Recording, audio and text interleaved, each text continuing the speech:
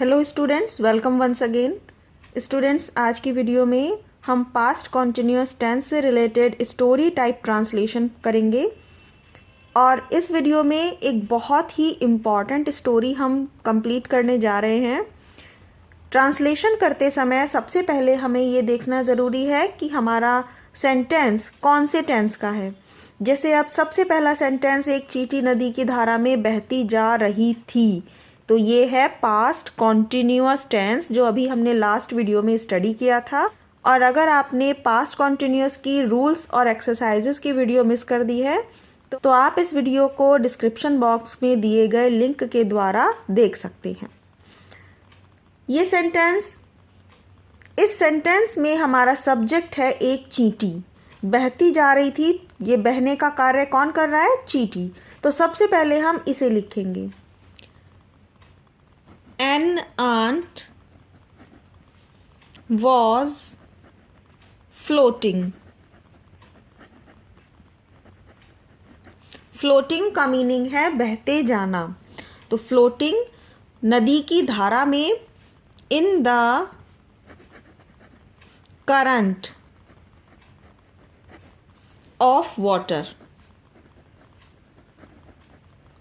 An ant was floating in the current of water। यहाँ पर with the current of water भी लिखते हैं कभी कभी। वह किनारे पर आने की कोशिश कर रही थी। वह, अब हम यहाँ चींटी के लिए वह प्रोनाउन लिखते समय यूज करेंगे इट का। It was, it was verb है कोशिश करना, तो ट्राई लिखेंगे TRYING। इट वॉज ट्राइंग, यह कोशिश कर रही थी किनारे पर आने की। टू से लिखेंगे जोड़कर इसे, टू कम, क्योंकि इस वाक्य में दो वर्ब आई हैं, कोशिश करना और आना, लेकिन हमारी मेन वर्ब है कोशिश करना, तो हमने इसमें लिख दिया ING और दूसरी वर्ब लिखने से पहले यूज करेंगे टू प्रीपोजिशन को। It was trying to come, यह कोशिश कर रही थी आने की। कहाँ आने की? किनारे पर। ऑन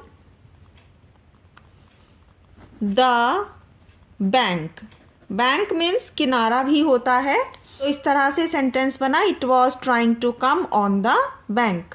लेकिन आ नहीं पा रही थी।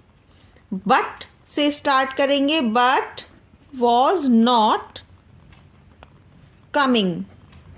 आ नहीं पा रही थी के लिए was not coming.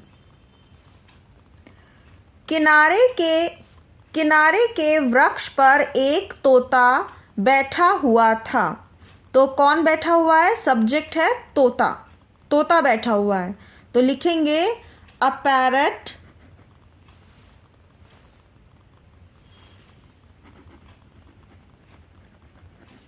Parrot was sitting।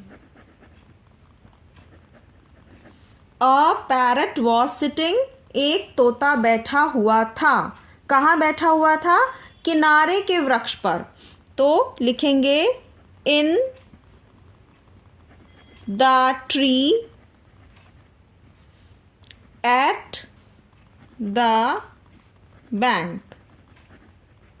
किनारे पर, पेड़ पर। इस तरह से ये थोड़ा सा चेंज हमें अपने से करना पड़ता है।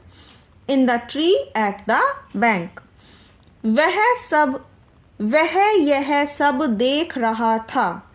यहाँ तोते के लिए भी हम इट प्रोनाउन का यूज करेंगे। पक्षियों के लिए वह शब्द के लिए हम इट का प्रयोग करते हैं। इट वॉज लुकिंग या फिर सीइंग, इट वॉज सीइंग, वह देख रहा था। यह सब, all this.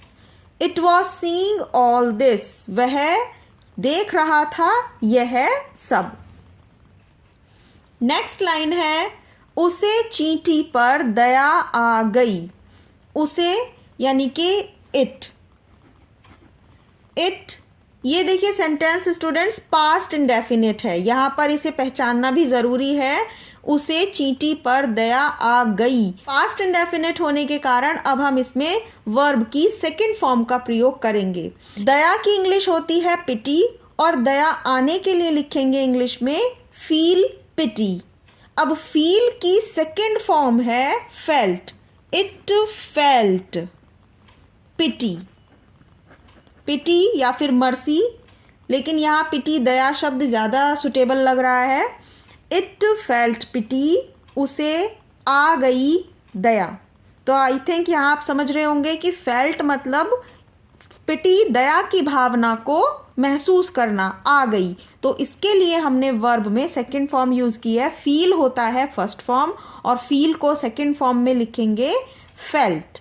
It felt pity on ant, चींटी पर।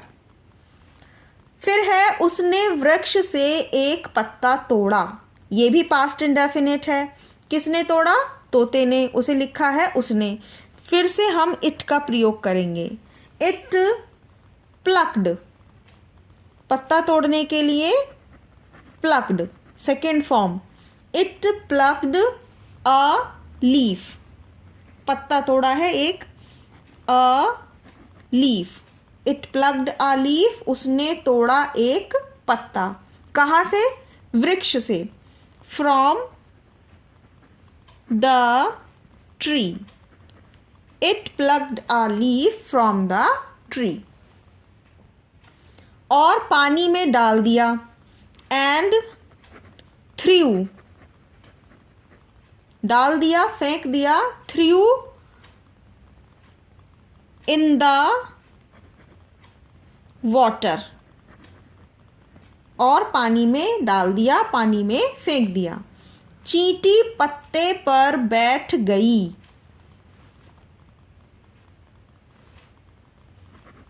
And sat on the leaf।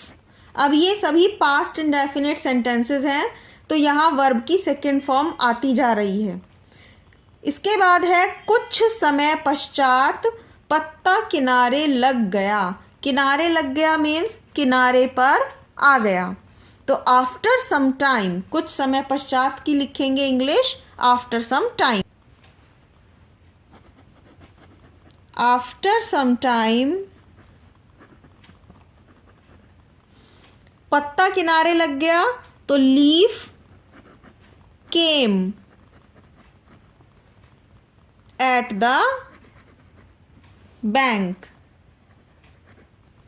और लास्ट सेंटेंस है इस तरह चींटी की जान बच गई।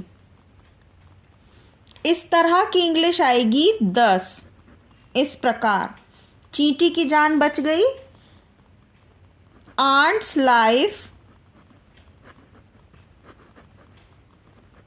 Was saved. ये सेंटेंस थोड़ा पैसिव वॉइस है, इसमें वॉज के साथ वर्ब की थर्ड फॉर्म आएगी। तो ये अभी आप इसको ऐसे ही समझ लीजिए, ऐसे ही याद कर लीजिए कि 10 आंट्स लाइफ वॉज सेव्ड। इस तरह चींटी की जान बचा ली गई। तो स्टूडेंट्स, आई होप आपको ये ट्रांसलेशन समझ में आई होगी। प्लीज़ इस वीडियो को लाइक करना और चैनल को सब्सक्राइब करना नहीं भूलिएगा। ये ट्रांसलेशन बहुत ही इम्पॉर्टेंट वाली ट्रांसलेशन है, तो इसे आप एग्ज़ाम के लिए ज़रूर तैयार करें। मिलते हैं नेक्स्ट वीडियो में। Thank you very much.